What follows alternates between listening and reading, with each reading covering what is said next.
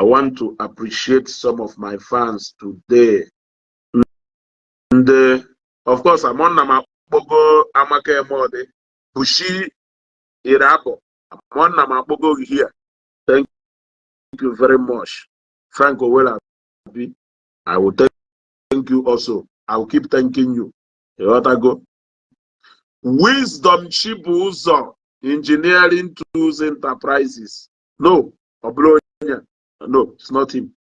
It's not him. Bless Odi Peter.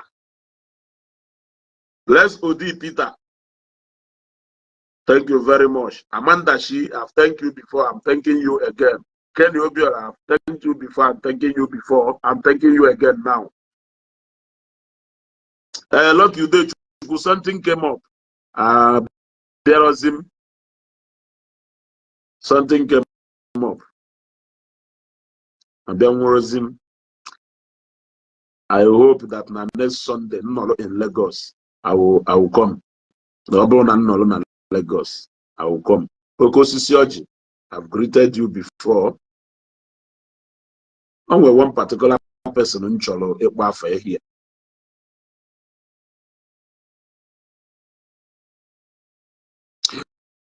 Oluchukwu Darlington, the reason Patalo Facebook, which I have to be honest with you, which is what I am trying to tell our people. This program, for the topics I treat, topic very controversial. The only way to support it is by massively either share this program. Now, like here, now send the Nanya, upon the Kuyogo and the program.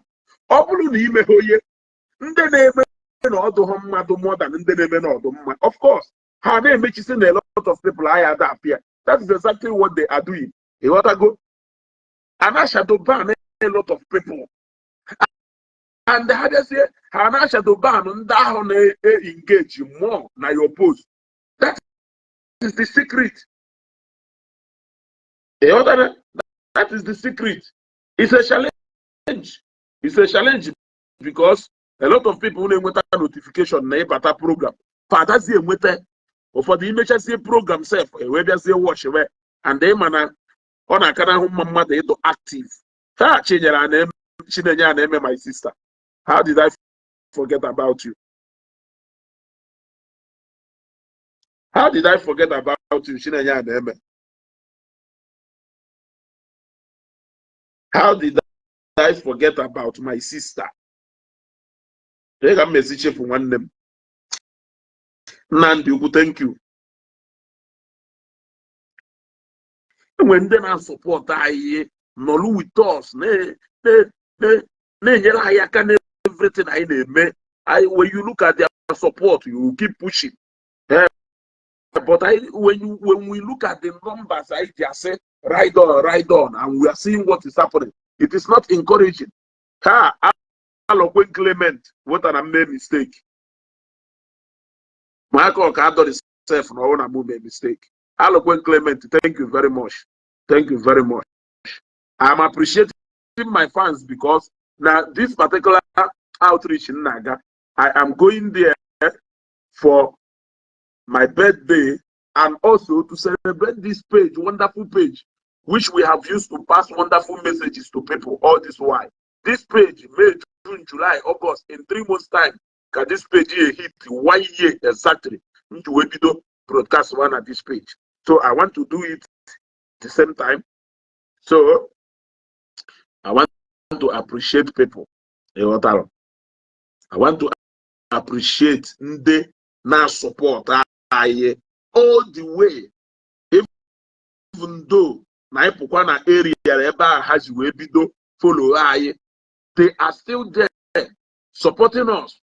Prince O Eze always supporting us. Always supporting us. Thank you very much.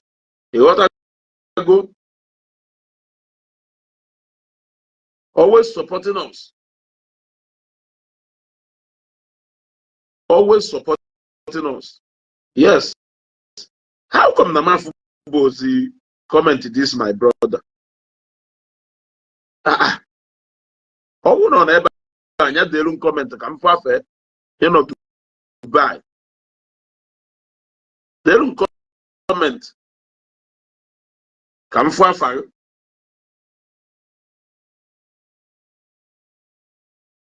Support what each one. All those pages, Emanahani, we feel I like. Go and support them. That is the right down. You ought to go drop all your comments, not necessarily for us, but for the sake of that message. Go in Aganiru. That is it. Amaki Ibe, thank you very much. That is it. That is it. And this page, you wabro, now this page, you Christian related things, or na this page, any other thing, not do good. Go and share it. It is still the message that we are spreading. You want to go and share it. If we are somebody look at Franco Wallaby, there is no video we will drop on this page that he will not engage on. There is no video. He must engage on that video. Yes. But majority of them, he must engage. Franco Coli. Franco Coli. To Ben Kensele. Ha! Alice's travels. What an I want to make mistake. I want to make a mistake. The highest blunder mark I commit. Na mark ebuli. All supposedly so. Nandi is Mako. Alice's travels. Thank you very much. I appreciate it. I so much appreciate you. I so much appreciate you. You are supporting this page every time. Oh God, Bona. In so that the first people they engage in my post. Gigo. When you follow our travels, take Kenelunya very much. Kenelunya. Very wonderful. Very wonderful. Thank you very much. We appreciate it. What I go? We appreciate. Apogonum Franco Cody. Then Uruchukwa Makipe. Apogongo. To Benkin Apogongo. As Travers. Apogongo. So, Ofodile Nama. Hey, Ofodile Nama. Nukum Mado. Odogunwoke. Thank you very much, sir. We appreciate. We appreciate you. Of course, Ogoshukwu Gina, ever blazing.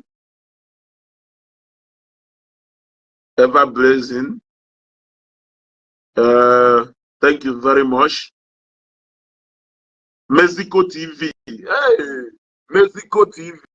Thank you very much. Wilfred Franklin. Thank you very much. Mexico TV, thank you very much.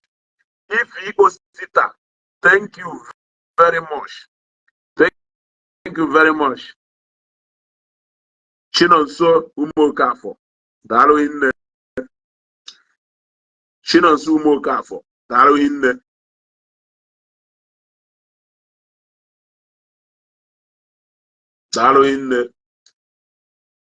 Mary, if he is a poor, thank you very much. Remember, I must not call everybody.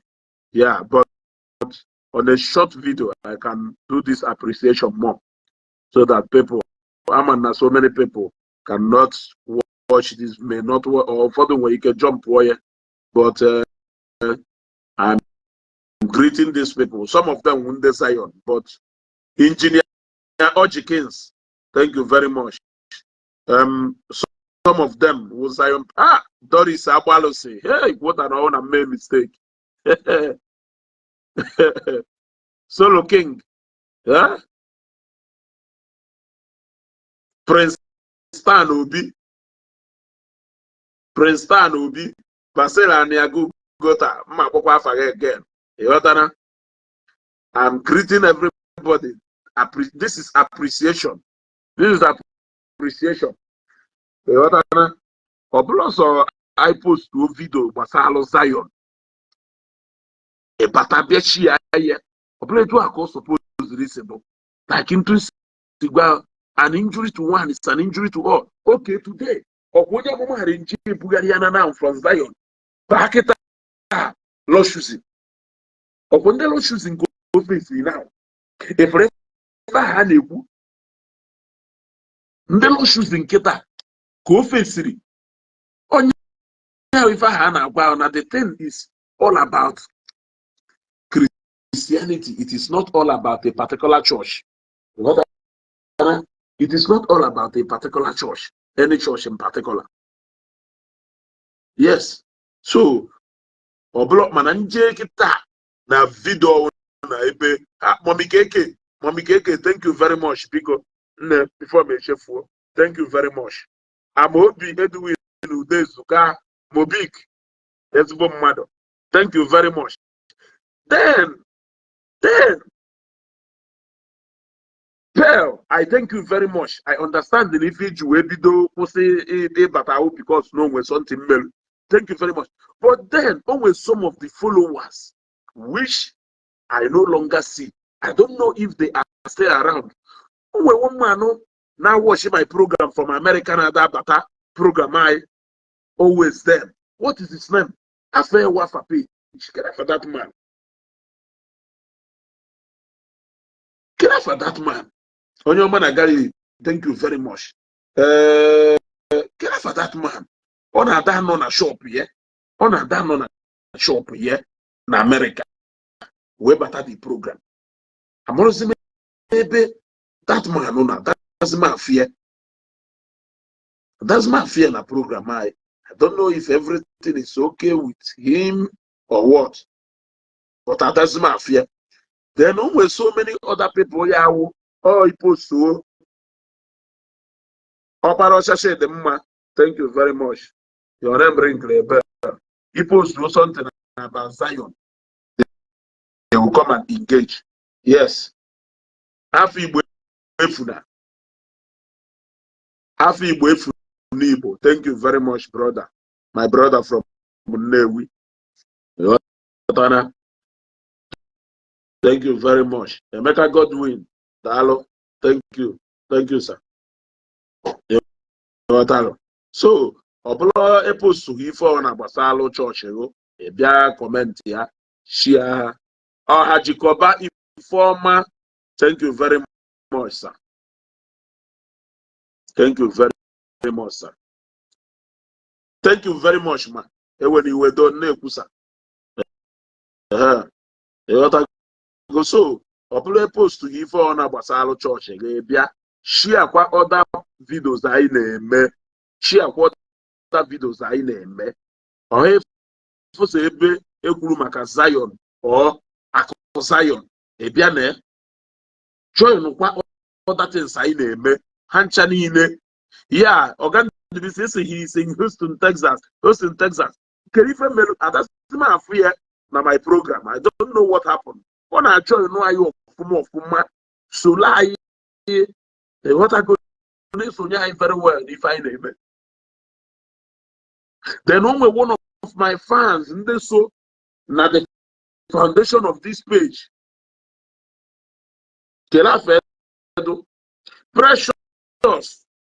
Precious. Only went at this video. Send the other message in my inbox. Precious. Open at this video. Send the other message in my inbox. Then who should name what? I'm not going to go Global TV. No, no. This one they promote this page for the very first day. This page video, but it seems that now the issue of Ugrora, Tiri rebel, the boundary waiting here, yeah. Which and they go Adama forget it. people so easy like that, yo. Nwere onye melu m ife na forget like that. Ịghọta na uche nna egwu atọ. Iso na ndị promote this page. Iso na ndị for the potential behind this page. From the first week in video broadcast one at this page. Kedu ka ife so the web build. You lose your time if I so web build don't know to grow chana. Aduze ke ya bulu onwe. Every no other man. Every no other man now. We differ in ideas, but nothing personal. I venture our people now. What a support I live basalo ukuro and Igbo. I ebu in as much as and then abazo kamba bia do say ka ha akpogajiru. Isozie has speak with their language, but still I believe on a wonyen guy. Come back to the home where you belong. She got back and who they belong on. Iso Luna. She got back to your house. This is where you belong. This is where you belong. So I'm basically thanking everybody, but we can do more. We can do more better. We can do more better together. Anthony Moke, thank you. We can do more better together. Let us promote this message.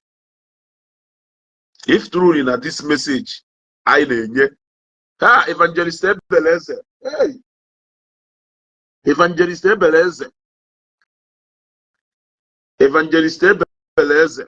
Thank you very much, sir. Ogepius. Hey, I'm okay. Can I pronounce Alpha? Career.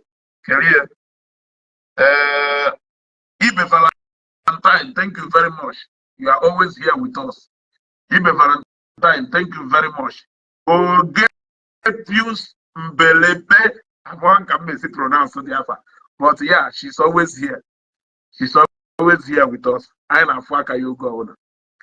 She's always here with us. Thank you very much. Thank you very much. Thank you very much, my people. Ka enwe ike na support program anyị a ka o wee nwee ike na-aga mmụọ. If truly na anyị ma na anyị nọ on the right track. Eziokwu sọsọ. Thank you very much. Thank you very much. Wilfred Franklin, I thank you again. Amanda Shi, I thank you again. You want to go? Ọ na anyị ma na anyị nọ on the right track. Let us promote it. Uchenna Egwu allowed sentiment to be clouded his sense of reasoning, even when I thought he's enlightened. But it's well, yeah, I guess so. I want to make sure we share the thing. I'm going to take that case of Ukuro personal. You want to go? Based on the way you see where Maru Uchenna, they believe for themselves now. He seems to be more distant with the Adomo Mbala. To the point that now, if any that lady the mother on a he's not even saying it. So I don't know the kind of emotion or develop around the Merino. Up to today, it still beats my imagination. Honestly, now somebody very, very intelligent and whereby you will understand the but I don't know why Ojiwe allow Wonwe Kachokomiro ha compromise na the issue of Ukuro and Igbo. They got to go. Henry Zundo, thank you very much, sir. So I'm me for Ojiwe allow Uruchukwu Amakiba. Thank you again. I'm on me for Ojiwe allow that particular case of Ukuro and Igbo. Be cloud or his sense of reasoning. Even after them, because they dance to their tune, every other thing we believe we had before seems that he even started changing now, just to support the same people now support the crucifixion of Ukuro and Igbo. Come back to this home where you belong. This is where you belong. You know that go. Then Based on Guru Ezigbo, our commenting, go. We appreciate God for taking Guru Ezigbo out of this page.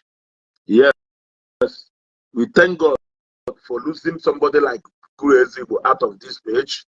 We don't really need him for anything. Those are the people who feel the higher into what they believe in.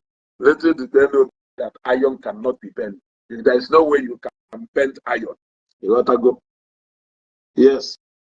I only talk about Uchenna. And that man from America, now I was wondering if a major pearl until the day of commentary that now no lose her husband, which is very sad. Yeah, very, very sad. On our support, if I may, every time, every minute, she's always with us. Her page has been attacked severally because of getting involved in my page. In fact, they have even threatened her so many times in her inbox just because no, my life program and say will persist here. Yeah, so it's so sad even before yeah. So there are just one or two persons. But Guru Ezigbo, I don't need you here.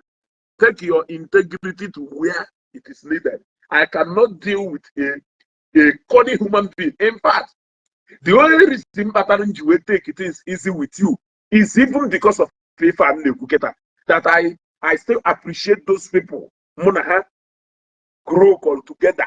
That is the only reason why you don't see me landing something personal to you. That is the only thing.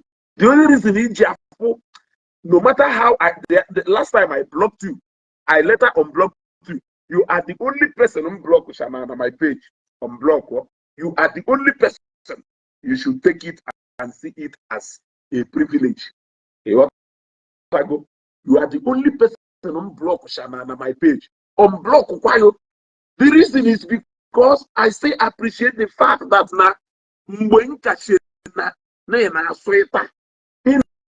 as much as now is support her, if not that they support on my page, but we are coming from two different ideologies. But the way a manner is here presenting your things, then place a line with the Dibiajana. Yes, Dibiajana. What I go? I place you in the same line with Dibiajana. Dibiajana who Dibiako, but or that allows sentiment or not overcrowd his sense of reasoning. He will tell you, yes, this one is A, yes, this one is B, yes, this one is C. Not minding. Otherwise, why despite the fact that no Tibia why from two different ideologies? He's not a Christian, but on a balance in his analysis. That was how I was seeing you, Guru, then, until he decided to even show that you are even worse than Matthias. That is one thing that people are there for. You are worse than Matthias. The only problem is that you don't have the same platform Matthias Ingwe. Any quarter of the platform Matthias Ingwe today, you will do worse than Matthias. That is one thing I am telling you, Guru. Yes, I have never seen anybody as biased as you. Chameleon, very destructive in nature. And you think you can manipulate somebody like me, Esugo. Imagine you, Guru, coming to give me advice. For what? What are you advising me for? If you cannot advise people who needs to be advised, is it me, Esugo, can I be advised? Can advise them, compromise them? Can we to speak your language? My brother, yeah? I would rather go into comedy. Yes. I would rather go into comedy. Take it. Maybe comedy. Whether I'm out of funny or I'm out of funny. After all, a lot of people will make comedy or answer the funny. But no matter how unfunny, you must be funny to somebody else. There must be somebody here to be funny to.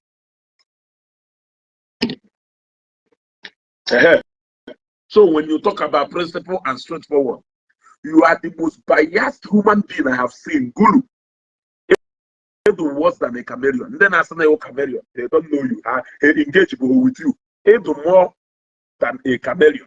Yes, you are more than a chameleon.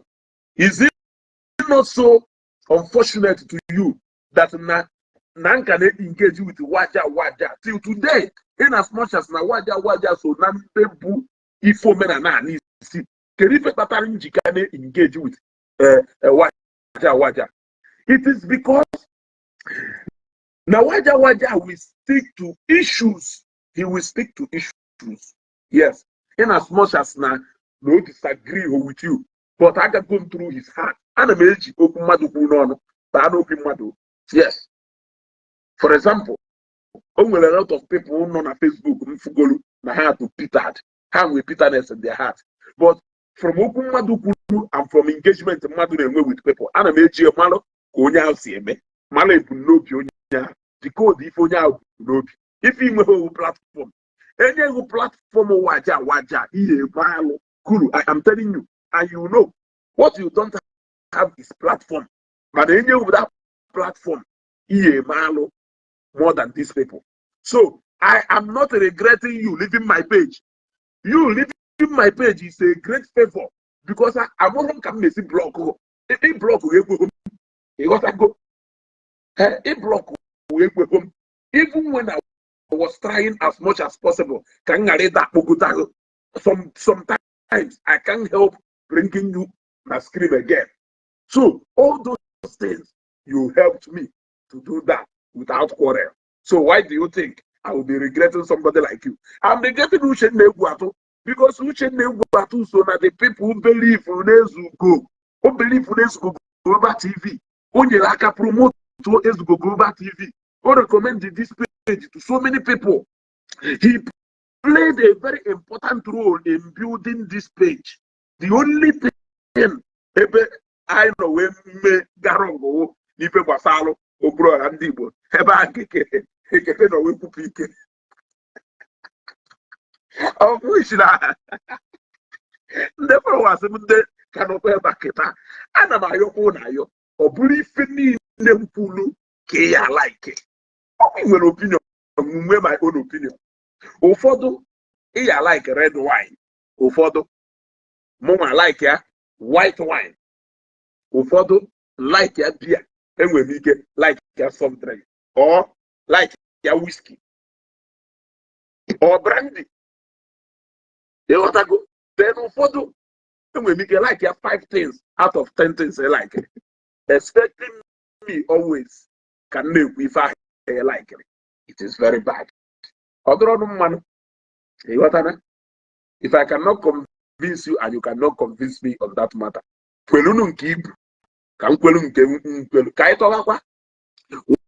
Waja is very wise and smart. He wouldn't allow his belief affect his relationship with someone who doesn't believe in his own. And that is why I singled him out among all. Yes, Waja do unique among many of them. Uncle IB, so people do Uncle IB had to good. Yes, it's not only Waja. A lot of people do, yeah, among them. So many of them. You want to go? I'm going to go now. Uncle IB, believe only if he believe you, but he cannot see, he will always want to see you do the right thing that will help your page go where that grow. So I like her. He will give you a wrong advice. You want to go, or he will not want you to do better. Hey, I commit abomination. Patience, Abba, Ongo can have FIFA. Hey, if I'm Melu, Blonda can commit.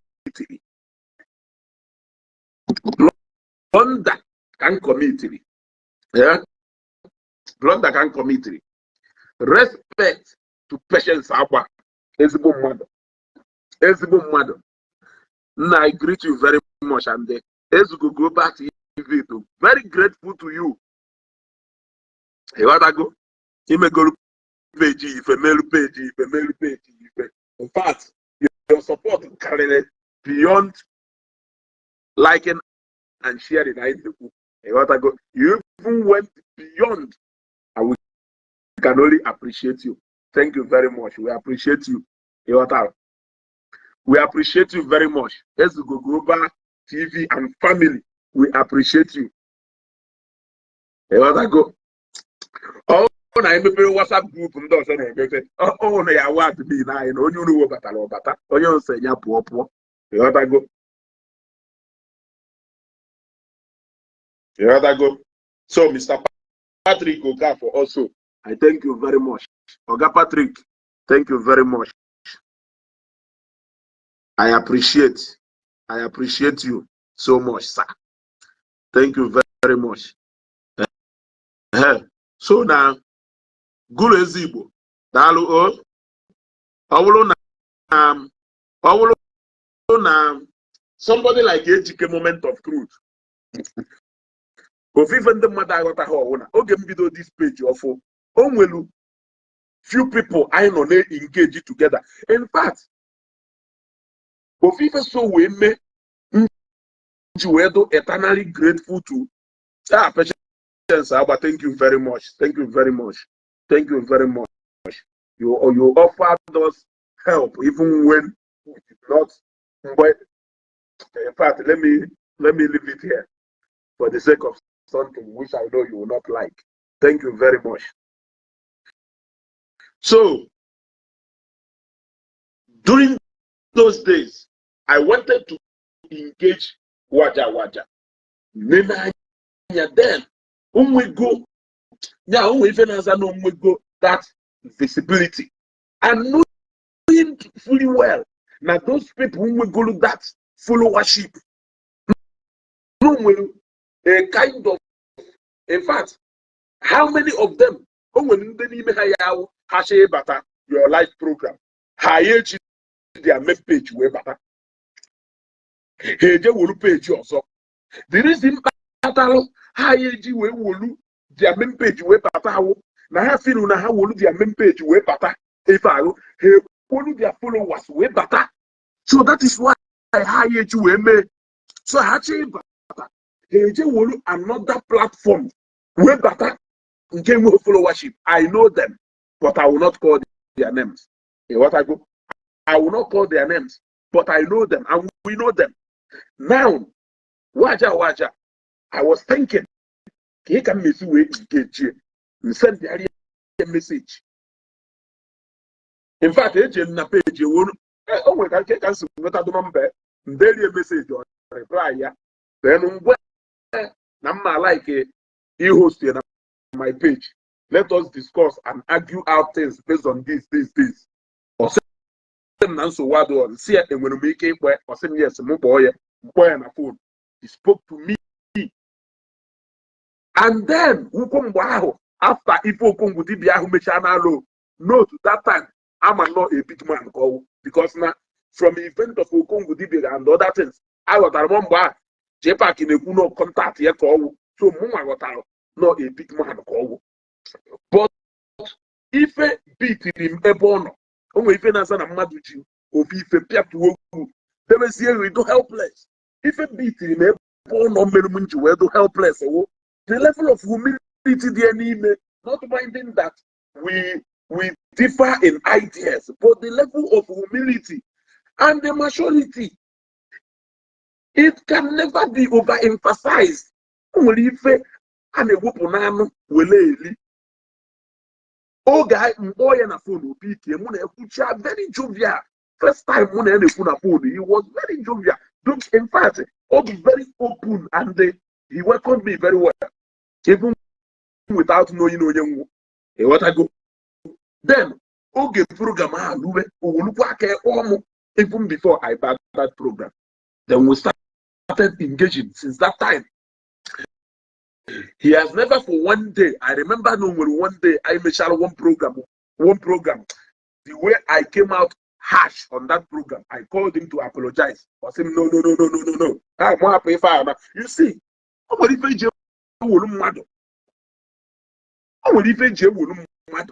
yes. Yeah. I visited his house. He still gave me that honor of reciprocating that visit. He also visited my house. It means a lot. It means a lot. Yes. Guru Ezigbo ka m na-akụziri akwụkwọ kịta ka ịmụta asịrị ụzọ o nwere inu that Ifrem na-ada atụba ọ sị egbe ama ụzụ ka ọgụ na-ama ha akpụ ụzụ ka ọgụnụ ya na-ele egwu anya n'ọdụ. Learn from Waja. You have a lot to learn from him. Even you still go learn more from him is because my good and appear from the same side. Learn more from him. Learn how he engage with people and money. You will learn a lot from him. Yes. You will learn a lot from him. You will learn a lot from him. So even go when you will go to a person and bring anything. Why na mona Waja na no. I never or even also twist ya bia kwamoso pulu mmanya we bia no makomoto my uncle opu mmanya ma me go no spend si umuti oka bia na ewisi na ewu enu umuti oka ama me go no spend that period o bia kwamoso ama ma me go no spend what I go I know how much you spend but I can calculate. I know how much you spend what I go so that is it what I go so now ejike moment of truth. Ngwa Ugulu, Waja, I know them. Unaho, I have really engaged them. I still want to be respecting each and every one of them because of that beginning. I will. Or people educate, no matter if you educate, if you educate, what I go. If you educate, for example, this birthday, if I educate, thank you very much again. Educate is also one of the supporters. What I go, that is how the world goes. What I go, that is how the world goes. That the AGK has even supported celebrating me and my page. Now my birthday tomorrow. That is to show you.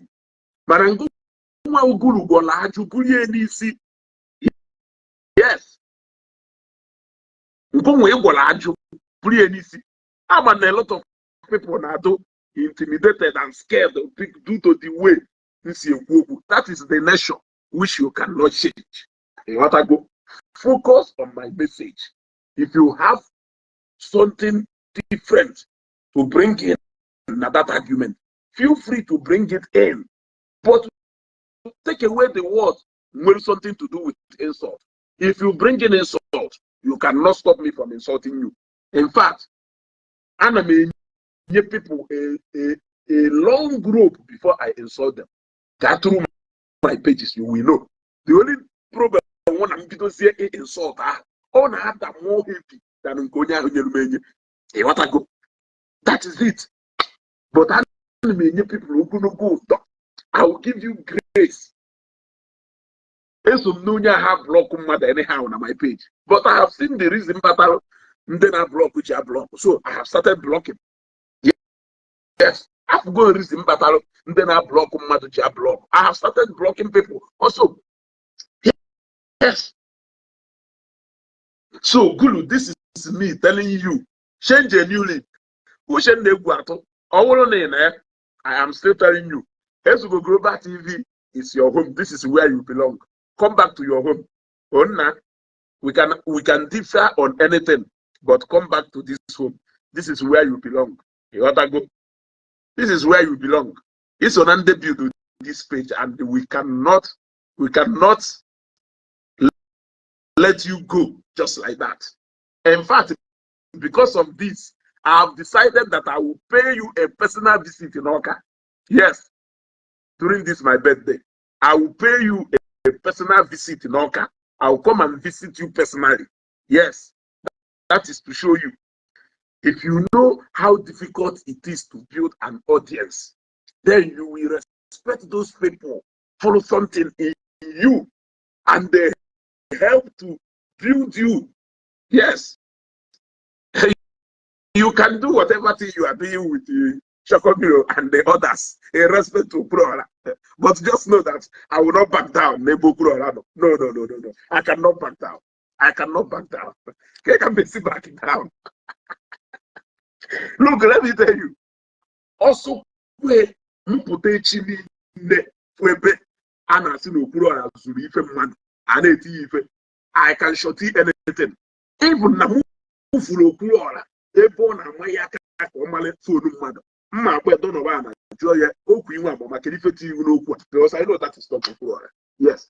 It will take somebody like me a lot to begin to see Okwuluora in another form. I cannot.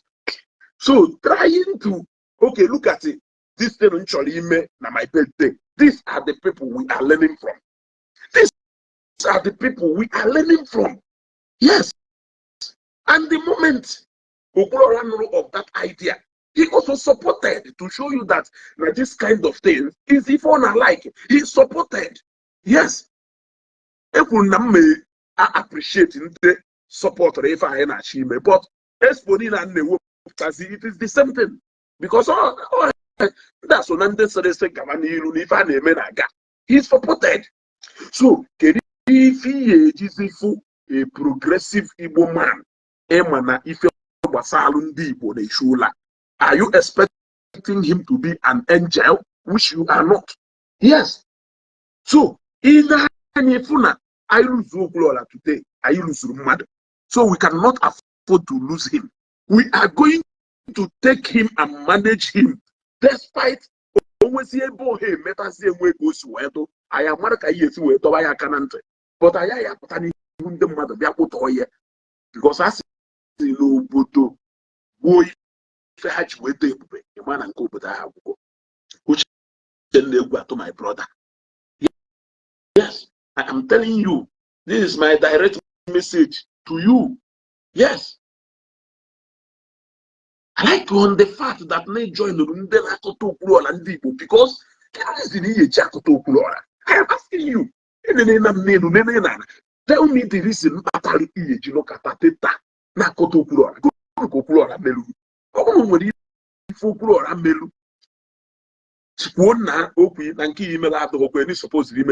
you are trying to correct him.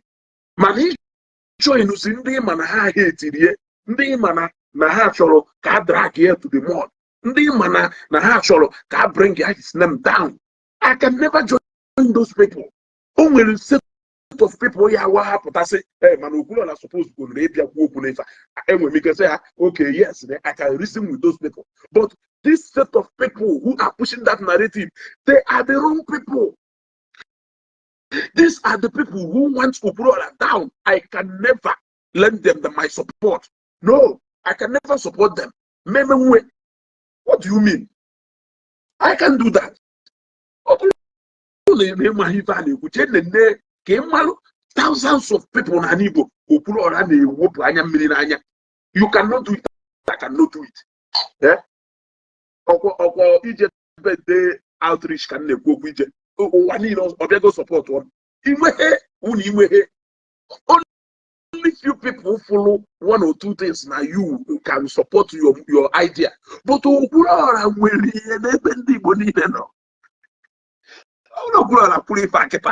50 million when the city go down now one account. You don't have it. Don't fight it if you don't have it. Appreciate it. Yes, I can phone you if he make it do mad.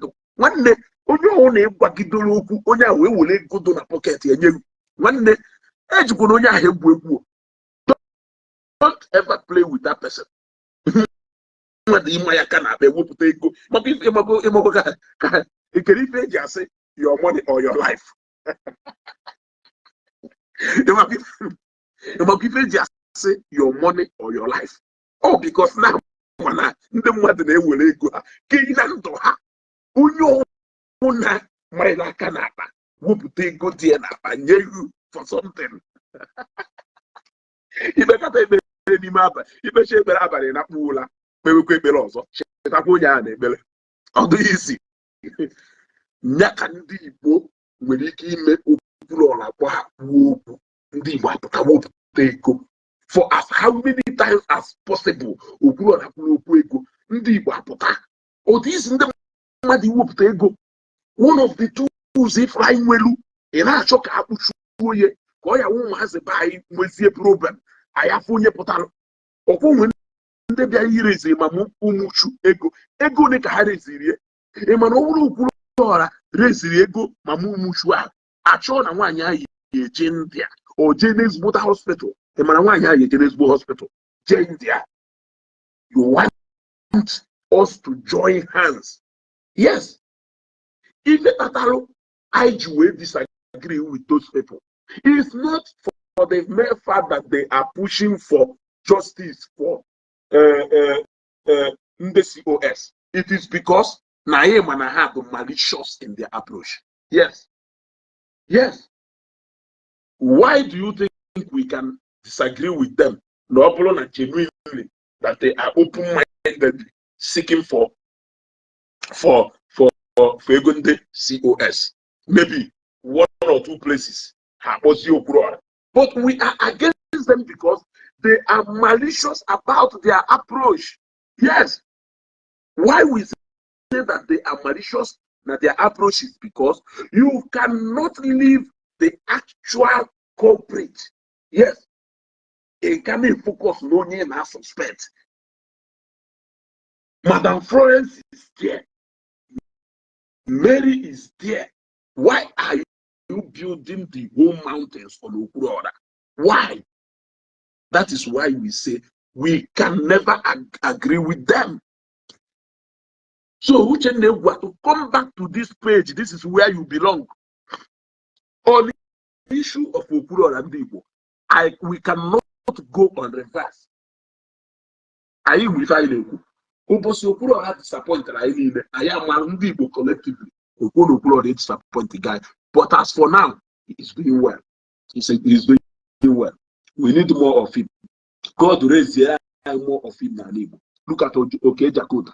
And we fact the fate of Jakota today. Within just a touch of Okwuluora, maybe Jakota. He cannot do it for everybody. We understand.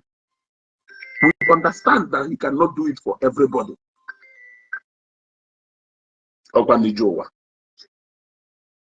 So, okay. You see, we understand the fact that he cannot do it for everybody, but the few people on a million, not few, the many people on a million, we appreciate. Yes, we appreciate. Or do easy.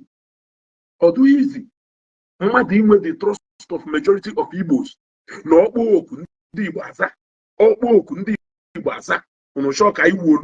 because of what? Which you know.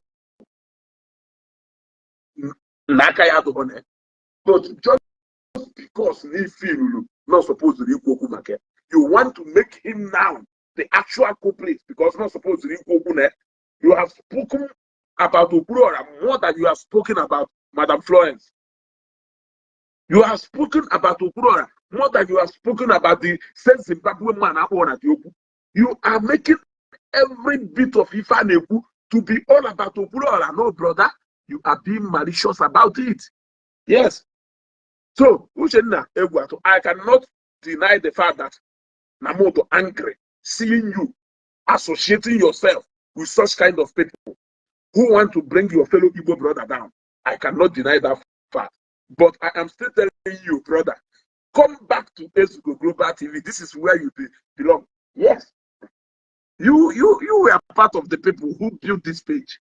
This is your home. This is where you belong. Oh, no. She got her back. Oh, she got her back. I saw her corrupt or already and comment and post to go for the bed. Say she may kill. Maybe see a eh? You even answer a man of the intelligent. He had the light of Africa. Don't miss it. Not the intelligent in nation. But the only problem is that now enemies hijacking that intelligence and they use it in the wrong way. That is it.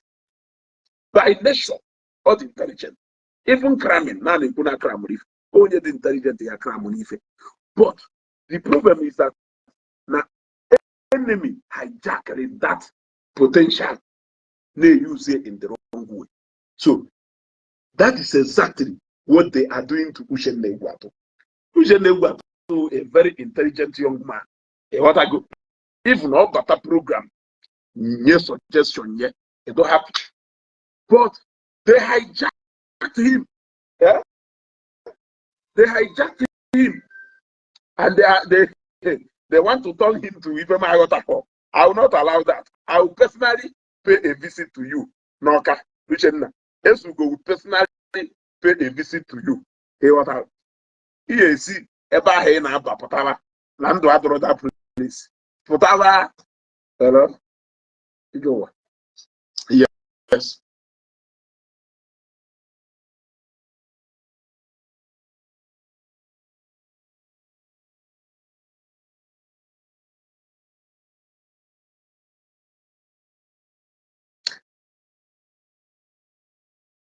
Cheda ama monyi na-ekwu.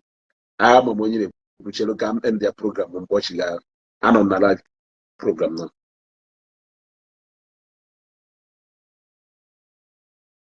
You see, Ikenna Ashike, thank you very much. Tony Ijoma, Dalo, so we will not allow them to take Uchenna Egwatu away from us. Still, the appreciation at this page. I will also use this opportunity now to thank Ezoku Bundo Waja, Ufonya Kedo Chanu Mutioka. Also, not the first set of people who be done. Shetana my birthday una May, June, July, August, this page May 1 year. So this essence of this charity outreach in Naga is to consolidate everything. My birthday and this page. So we cannot do that also without appreciating the people. Yelaka, this page we grow. This page has suffered go a lot of setback. But we kept pushing. That is what life is all about. Growing to 32,000, almost 33,000 followers. I from as a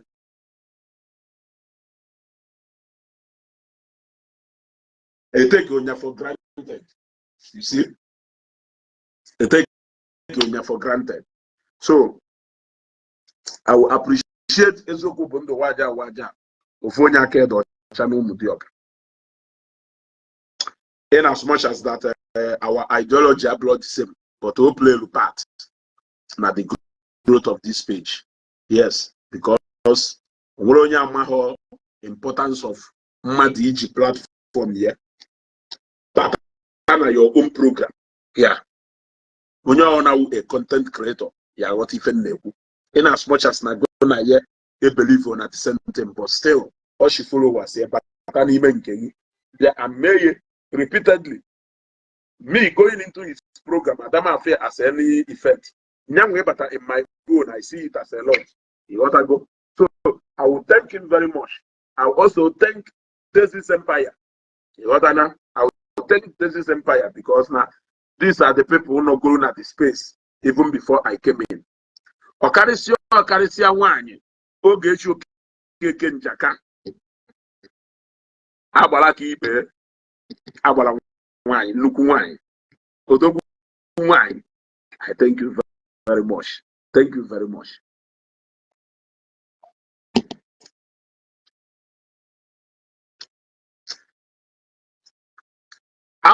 Balance the media.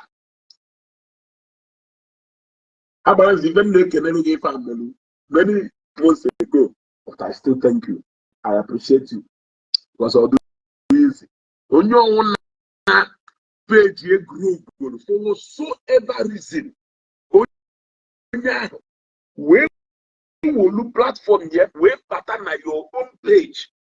As a content creator, you should show appreciation to that person. Because now, if onye ahụ melu, if onye ahụ melu, jee na nke ya mbaba, ka ị mara if onye ahụ melu. Jee na Young Content Factory, ka ị mara if onye ahụ melu. No one whose people they follow, but are on your platform for whatever reason. Also, when you will no disagree with if you but for the mere fact that no Jiho profile here way better or no Jiho another page way better, no G main page here way better than your page. All my people now before way better. So go say no Shoroka, the man in there. So based on that, I balance the media. I thank you very much. As a matter of fact, I balance the media now the first big platform join on my program when we do page off. And I'm not doing even melu or you wait for it to our way better. But I thank God and I thank him too for doing that. I don't so onye chaka. I don't so onye chaka. I thank you very much. Papa ndi Igbo. Yeah? I don't so go dogu. You got to go. On up build umunai here and there. The mother I water. You got to go. That is why in Jayon the buy said I abuse that privilege. That thing is a privilege. Let us not be abusing it. Otherwise, abuse or what you can do to you or one can do to you, it will not be accessible anymore. A lot of those things women they benefited from him. Nobody will benefit it anymore. If so such kind of interactions, those big people they don't miss it. God they bless those people. Have this idea that they want to be on their own. They may not need you anytime soon, except with the givers word. Let us not mix it together. Not the cabin and know today. Find your bass not you know we get before you miss one. What no when you need in the way again when you go on. He may not even be there to see what is happening. Whether they put 2 years and a year, a credit the screen of the bomb, and the Rapamosi, or my Louis Ochuko man, became bomb, and the Rapamosi. Oh my God. So that is it. So, but those people, you can Nachike, Tony Joma, thank you very much. You got to go. But those people, would if for 1 year left one uncle, but to not down. Those people, you should appreciate them. You got to so I appreciate how it does. Onye Shaka.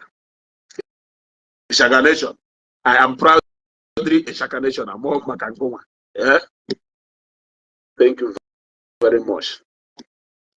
Orodo TV, Dalo. Orodo TV, Dalo. And I'm appreciating the content creators. Where idea has Shorebia share on your page. They will come in. Or blended to selfish, or when they to selfish, they always want you to follow them to their page. They won't want to come to your own to come and share ideas. I remember those days, I know at the peak of either Baritana page, by Jenny Blogu, in what I go.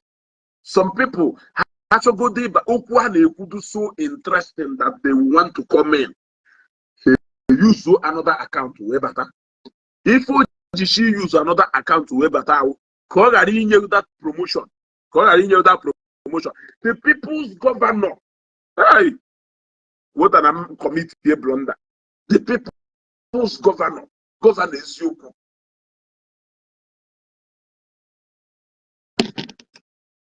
Governance you, but I shall pay him. One that which I will not say here. But I appreciate him. The people's governor. I appreciate him. I appreciate him more. He said, Onyaho, the mama Jide, no matter what, Jide governor, Expo can name you. No matter what you do, make sure that lead the people's government. So I thank him very much. Such people, they come into to build you. Yes. Let me also not forget. I suppose the name people so one, 2 or 3 people. But it is better late than never. that the Ephraim Ononye ministry worldwide. Ah, that one it cannot be overemphasized.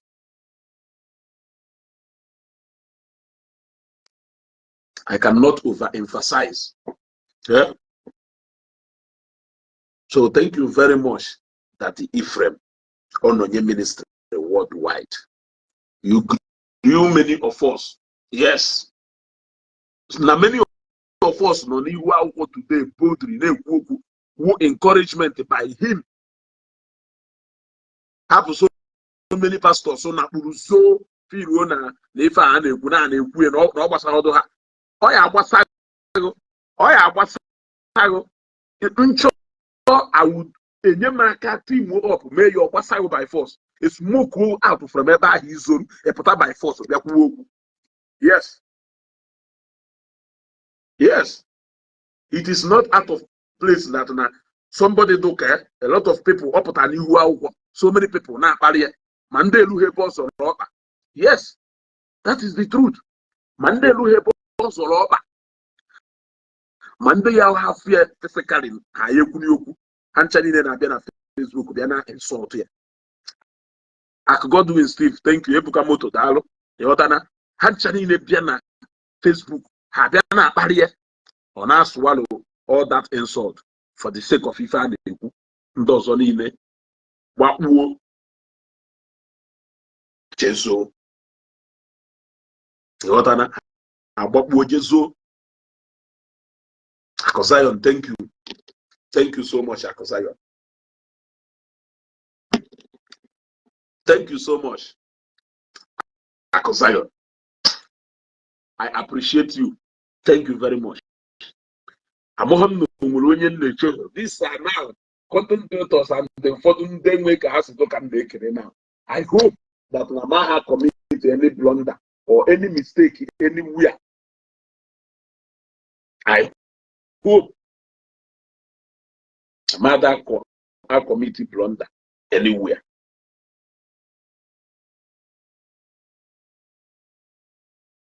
I hope so. So people look at this we still I wonder in a happy dolo. Mommy Joy of Belgium, thank you very much. Yes, thank you, Mommy Joy of Belgium. Mommy Joy of Belgium, even madam happen I disagree na the issue of Okuro and the or look at the camp with Isa. Mommy Joy of Belgium, so then I na happy dolo. We started very well. We started very well. They supported my platform. But along the line, I think that the issue of COS, who a cancer battle among Igbos, these are many people. And the Igbo are so many people would because now only to involve na that oku. The very strategic maybe the Igbo. When you want to deal with somebody like that, to show that you want to trade on the head of so many Igbo people. Yes. When you want to deal with Senator Ifeanyi Ubah and Newita. Senator Ifeanyi Ubah and Newita. Also, the moment he decided today that you want to go head to head with Senator Ifeanyi Ubah and Newita, that is the truth. Because majority of Nnewi youth are behind him. They are 100% behind him. He decided to work with the youth rather than working with the bourgeois. That is it. Instead, that work with the Ndodogu. I'm an higher supposedly old friends by virtue of his level and class. Yes. If you were Evangeline or the Meku, many people are like even Meku, but in my nation, I cannot change my nation. What I go anything from Meku on Facebook out of my own conviction. What I go. So, Senator Ifeanyi Ubah and Nnewi, you may not like him, but the fact still remains that na footprint here do na the heart of so many youth na Nnewi. That is why Ijefo. Oganyo na we shall fight if I know that each or equal tafago. I'm telling you, you each or equal tafago. And the Fodunime, Ndoganya win and Newi, Kalaka Blip, Aputo Sitana for Hamakefanyoba. You would go. Uya was somebody, not the king of the youth, Esumo Colombia. All too difficult, dealing with such kind of people. You have to be very careful and you have to work with caution when you want to go to people like Kefanyoba, Uklo and Igbo. Or you have to shadow. Very easy to get those people down. You will need something do more clearer you can show to people. Yes, for you to bring such kind of people down. So that they started with the story of Kosharis. They started with the story of business in Kosharis because he is the only businessman no Nigeria Jogo. He is the only one who does say Jogo. And coincidentally, that is why India want them mad. Take away your emotion when you are going into things. Throw away emotion and sentiment. Come in with your sense of reasoning. They came in with the issue of Kosharis. A lot of poor people. You are a poor man. Onye jigo 5,000. Onye jigo 3,000. But he jere kwalo Kosharis matoka ema no chono ye kumai go sekume. 50 cents or anapona pot. Or if any politics you want to play must start with the masses and end with the masses. So they will take that matter and come down to your level. So you name ye balo Kosharis madoka ugo if I know bajiye or with all the money though at his disposal, he doesn't know what to do to go about his money. On the job,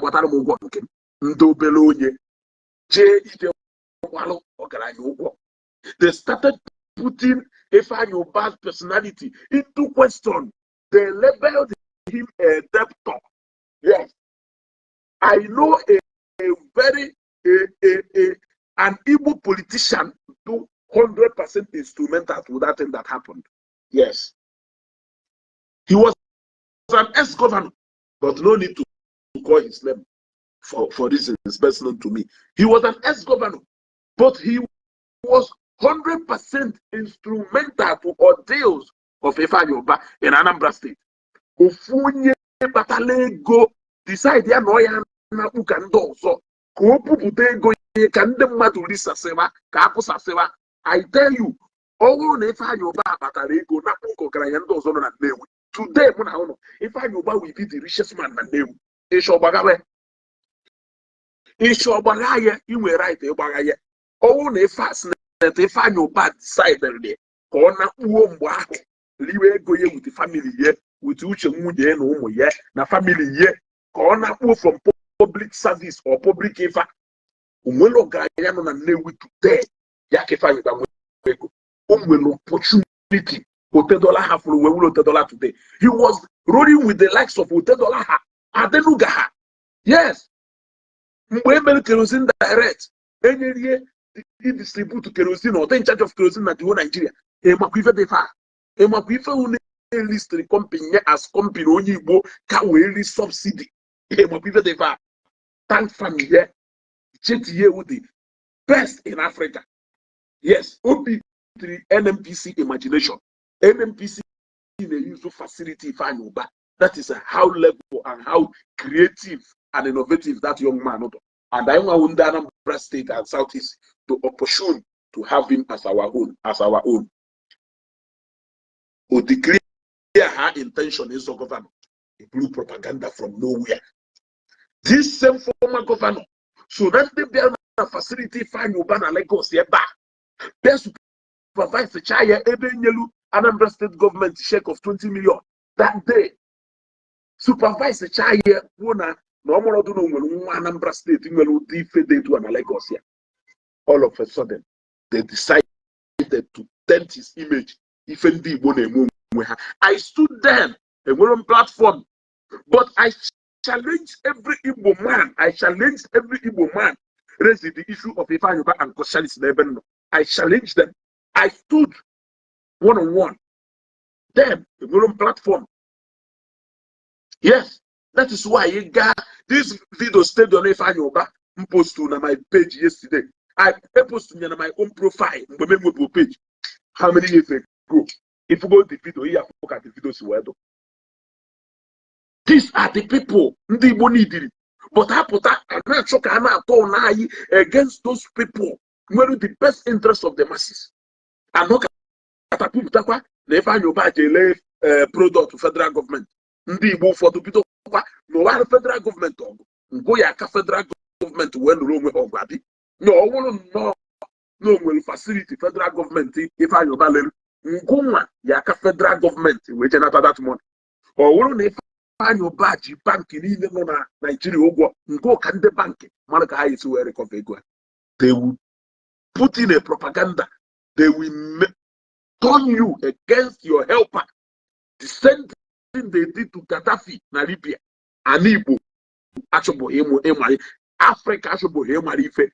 Ndị ọcha mana Gaddafi, ndị America mana Gaddafi onye ahụ the savior ndị Libya nwere.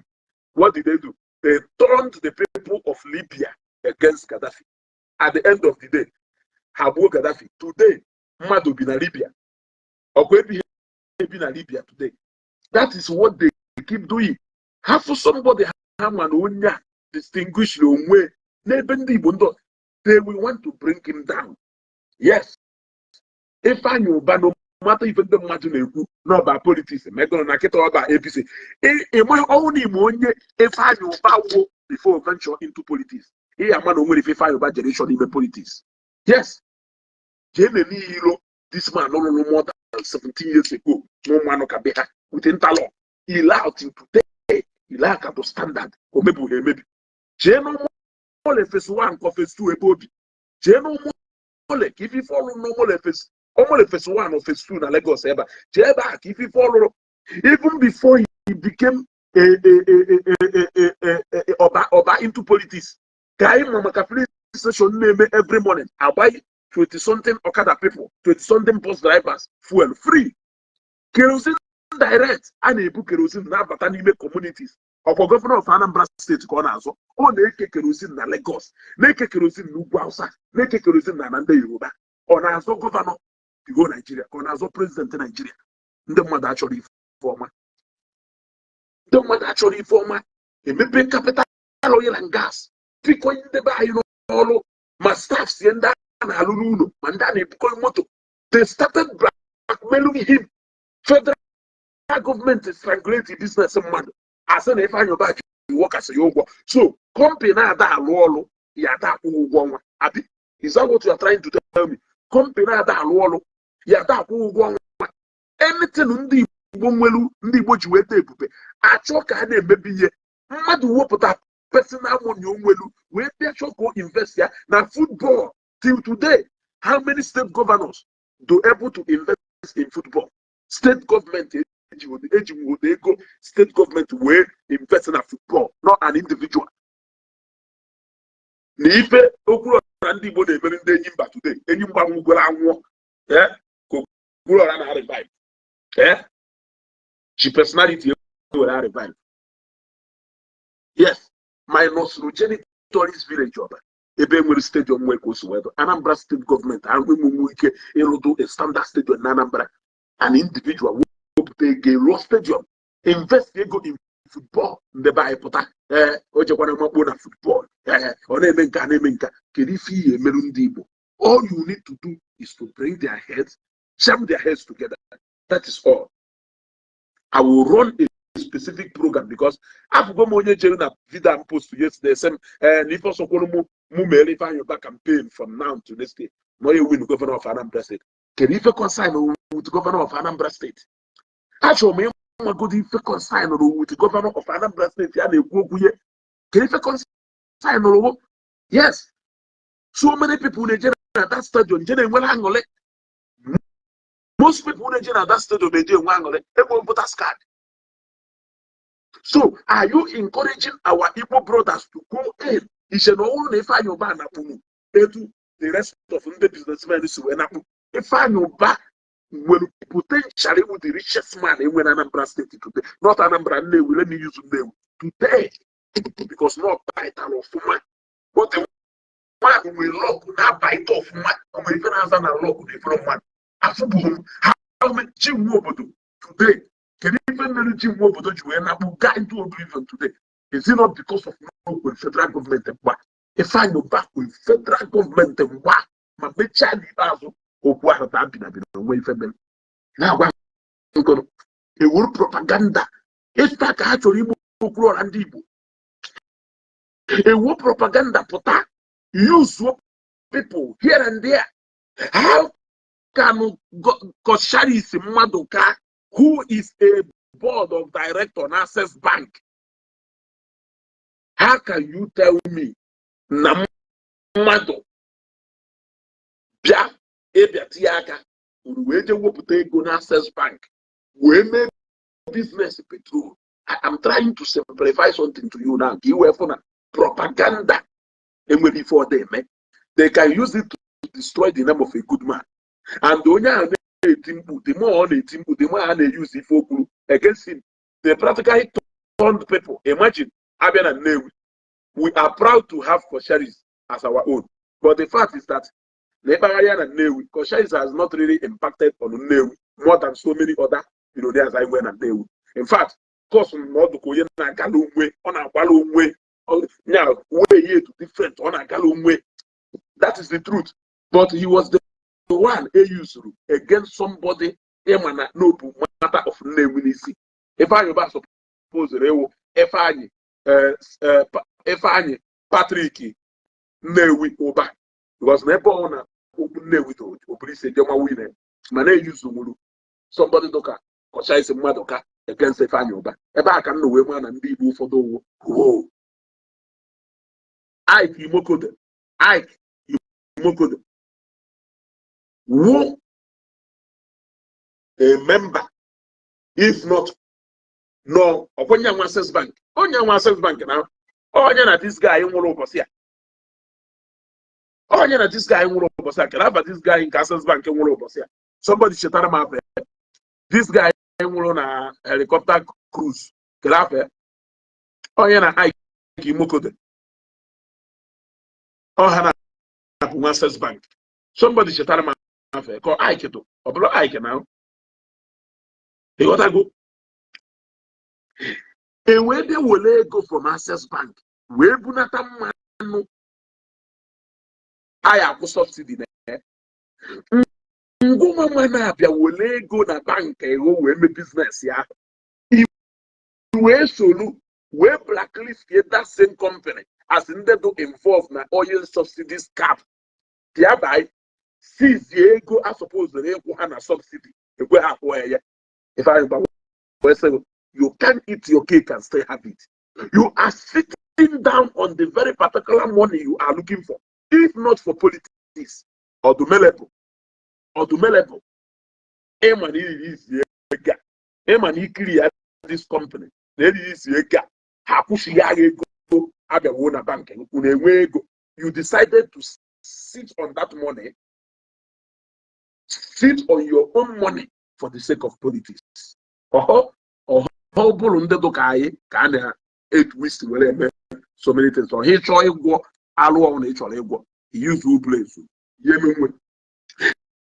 They twisted the mind of so many people in Anambra State. They be the boy by Oyitif. We have apple for her. When you mean well for people. When you mean well for the Newi, let me use Newi by. Yeah, the only Ogalanya do accessible to people like this.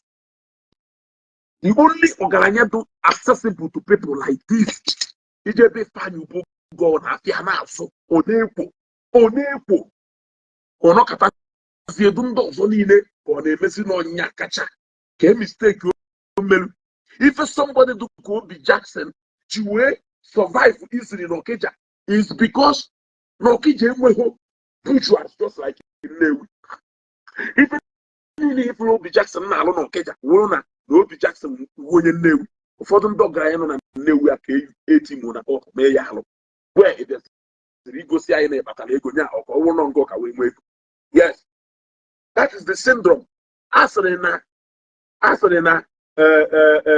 ewu ka ọgụnụ nkụta ọha ha wee nwere na agụụ na agụ ya enugbo ya nkụta ọha nwe na agụụ na agụ ya ịmụrụ n'eziokwu. So Ifeanyi Ubah kpatara ego bubata ego eribe ego na Nnewi omepe things even during the time of COVID-19 o kechalụ palliative na Nnewi kee na Lagos ọ bụrụ na ebe a na-eme authority newspaper na Lagos a na Amuwodo Fiebeni ọ bụla ebe a ka a na weke nke Lagos ka eyi ogbe niile nwere na Nnewi palliative container ka eji wee bubata bụ ahụ wụpụ senetọ Yotago. So ịfụ na ndị Igbo achọghị ife ọma, ndị Igbo ụfọdụ na ọhụụ ndị Igbo niile achọrọ ife ọma efa ka ha chọrọ ime okpuru ọra ndị Igbo. Anyị jụ onye Igbo ọhụụ na aghara na ọkpa achọ ka dotu onye and a na-achọ ka dotu onye ahụ echefuo ife ọma onye ahụ na-eme. That is exactly what they want to do. Yes. In the case of Matthias, from there I said Matthias one. The only thing Matthias whoop worker from a dark causing people by his yono. And that's made is getting a section of labor against the other. Promote your religion, actually promote. Or no church, promote your church. Have Igbo Love Themselves Charity Foundation. Now we look for the whole Igbos, not minding your religious affiliation. We collectively put money in that charity for the purpose of benefit of our fellow Igbo brothers.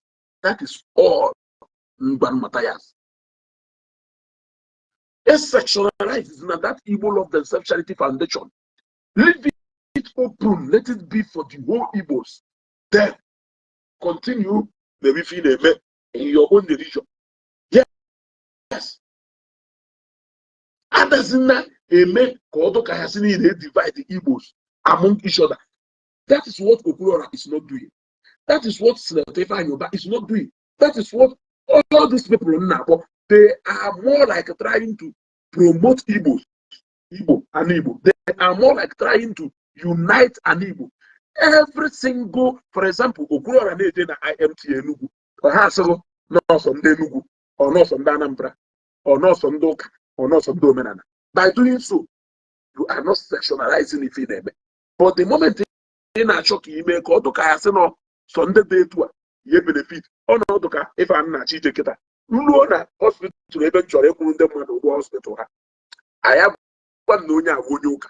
I have one nonya woyo menana. If any demand that I will, name of either 2, 3, or 4 people, never Akubo hospitals not in Alaka. What I know now, always a wine or no ways a mookie. It doesn't concern me. Even the Lelo or Ndibo is the agenda. Ijena una uko emohongoye kwolugwa kwefa but emohon na ye or wudipia. Do leave it open like that. Yes. I am one if in a mail to inclusive and not selective. That is the only problem we will ever know. Igbo Love Themselves Charity Foundation will do more inclusive than selective. You cannot tell me anymore even with you. So that this act of using our brothers to paint other of our brothers who are doing well bad is not acceptable to me. They did it to Ifeanyi Ubah and Nnewi because it took him consistency to begin to prove people wrong. Yes, it took him consistency. He lost a lot. I can tell you that if Ifeanyi Ubah lose more to politics than he gained. Yes.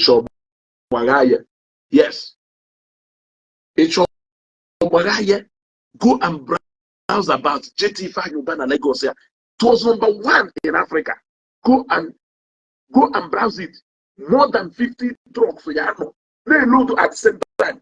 NMPC a motor facility. NMPC a motor facility. Yes, he was so innovative enough, even at his younger age, 30-something years. That was how old Odo died. He was able to invent the petroleum industry, conquered. You begin to hear his name. You saw him making the same beating with a $10 and a $10. Yes. Or a son of Igbo call, or one from the Igbo call, but a use to only Igbo, where shock and talk their business here. Use a lot of I want Igbo, when I support here. The same thing with Okurora. That is the area you want to know Kotonya Yoruba. If you go to Kotonya Pini, who where destroy your fellow Igbo man who you know that is doing well. Nemo people, Eman Okurora name of man. You know that Okurora is doing well. You know that Okurora is doing well. Yes. You know that Okurora, Emmanuel Okokokono, you know that he is doing well, but because of envy and jealousy, I manipulate. So that guy who should go at this video, that my mama was that I will pay him a visit personally. We need him back at this page. You cannot allow that how would he like that? They will start using that brain again. There were so many intelligent people that have been used wrongly. Here is one of them. If I see a way I used to wear everything, I will be part of it. Because that guy, intelligence here, he needs somewhere to more better, he had to more beneficial to people. And not about how they waste here. He is wasting it somewhere. You see. But overall about being intelligent, he's intelligent. But the devil can decide to manipulate your intelligence and use it into another thing. That is what we are talking about. That is what we are talking about. So now this birthday in Aga, we'll see how it's going to go. Then we will properly thank everybody that has been part of that process. But I think I have appreciated those people who has been instrumental to the building of Ezugo Global TV page.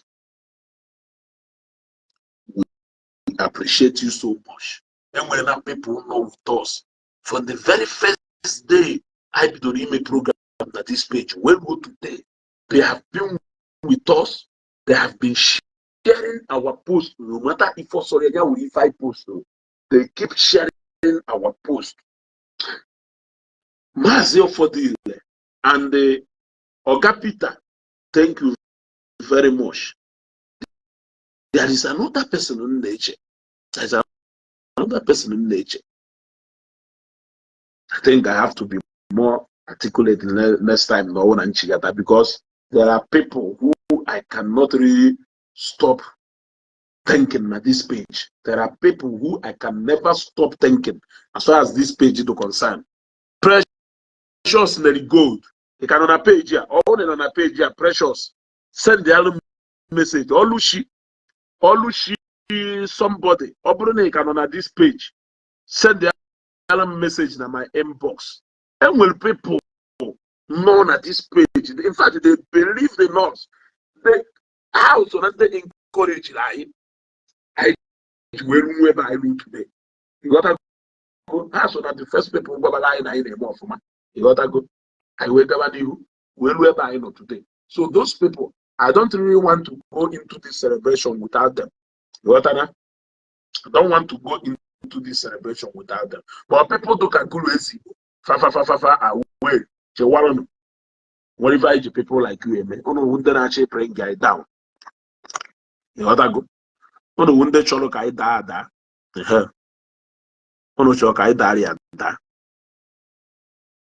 Oh no, folk ono yesi we kwatu ai. Oh no ya kwatu ai ya da na Chineke kunu ike. You gotta go. Ife agbanaka eji enyo. Ife agbanaka eji enyo. Don't really know. And they can take each other. You cannot go again at this page again without thinking Yambaba again, Odogu Bubu. Yes. Ịmara ngwarago na ọ bụrụ na eche ma important of ife Ogechi Okeke Njaka agbala nze media waja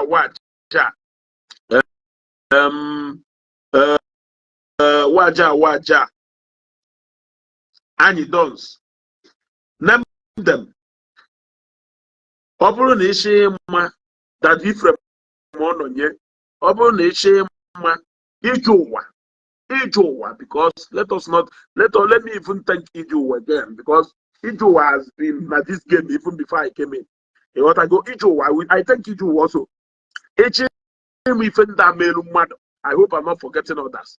When you go to Young Content Factory, Yambaba, you will see Defender Melu free of charge. But still, I will thank Yambaba because now Yambaba plan systematically. The price that is not, yes, not, but you cannot say that not too expensive.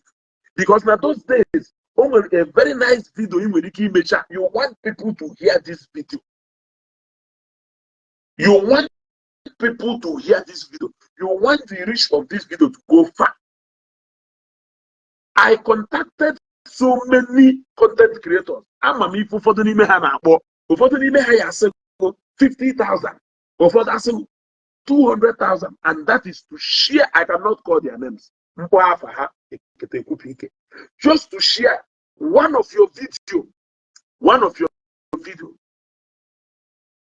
50,000, 200,000, 250, just to share one of your videos. But Yambaba media in a way that now all know when I was something or you may see a call to flat and no million. No, when I was something actually share, and you can manage to squeeze for money. Although accessible on different pages so grown. Yes, and only can go and grow. Yes, only can go and grow. Knowing fully well that Abahaka eto cha and the book I understand him also. I appreciate in the area free, but I also understand him for making it to be accessible to many people. It must not be affordable to everybody, but also affordable to many. Yes. Igbo Channels TV, or whether I can do it about your mistake. Igbo Channels TV is mad. I greet you. Igbo Channels TV, I greet you. And I hope that Namade Omiti, another person. Onyo Obodo. I also greet Mama Onyobodo. Mama Onyobodo to quite exceptional in her own way. Or to quite exceptional in her own way. And I greet her. Yeah, I greet Mama Onyobodo. You know, I salute Mama Onyobodo. You see, thank you very much. I salute Mama Onyobodo. Onye nchetara now. Nchefuoye.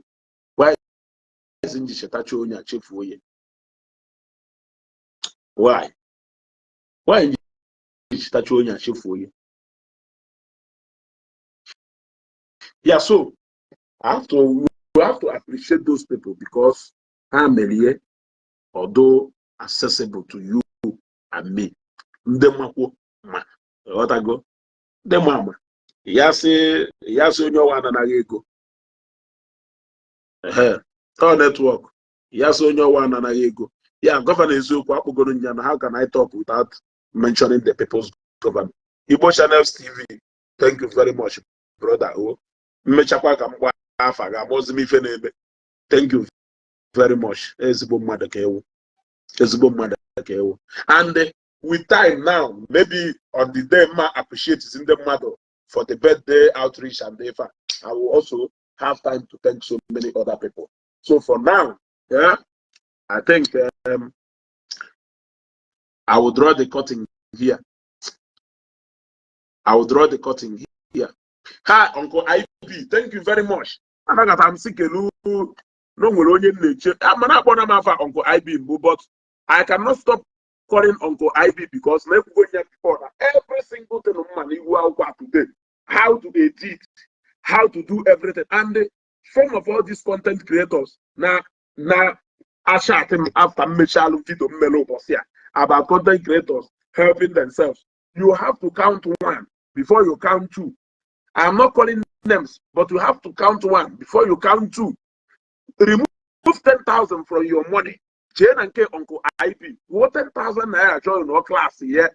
He join our class, Uncle IB. Came go do so many things about social media before he got an email. Yes. Something before he got an email. I remember when contact you know Igbo. Then when battle awful, I contacted you know Igbo. If you know Igbo, Guaramo, most send the area of a page, send the area of a page, or got through it. Some who post to go do, maybe go do, no one watch the MLU here. Who may go do, go ahead. It's just only promote through page. Only promote to page video. Now decide they got through your videos. I got through your videos. I forgot here. All that many videos. Email. So here may go do and some or if any of course, that is why you went on a class Baba, and I paid to be in that class, but you paid a minimum of 10,000. It is nothing. It is nothing compared to what you will learn in that place. I am telling you, pay 10,000, ban at that WhatsApp group, ban at that class. Came with a lot of things in the remote. Only a lot of things in the remote. Amen and Karamanya. What 10,000 ban at that class? Yes. Yeah, Uncle IB. You will buy with a lot of things. Then, I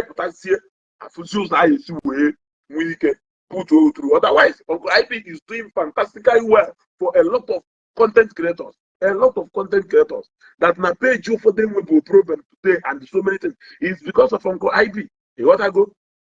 So, and there's so many people say for go grow up, go even grow career. You want to go? When you talk about MCA1, you must talk about Uncle IB. When you talk about Shiziden, you must talk about Uncle IB. Fact, Uncle IB is even doing more because now Uncle IB will first of all prepare you before you get to the point maybe a meeting A1. So Uncle IB is doing the primary job and the A1 is doing the secondary one. Yes. So go to Uncle IB for 10,000. I paid it. You gotta go. Sharp enough now when you keep an bubble or if I bought if a matter carry a kusiri, if a matter carry a kusiri. You go about first how to your left and your right and everything. Then you have to say back. I go back zero awareness. Yes. Awareness. You can go. You want to? So, Uncle IB, thank you very much. You cannot go without thanking you. I will draw the cutting here on the Seru Kadalo. Yes. I'm still sipping my wine, my white wine. Eh? I'm still sipping my white wine. Thursday, Friday, and the Saturday, depending on how the programs will do to 3 days. Can that outreach? When a lot of people inbox will say, Mogwaha.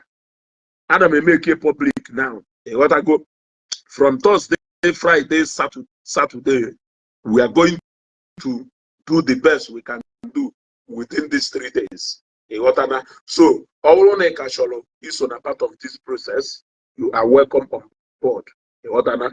Let us impact my people's life. Don't forget, when you are giving to them, you are celebrating Ezugo. Eh? You are celebrating Ezugo. I will end this broadcast here.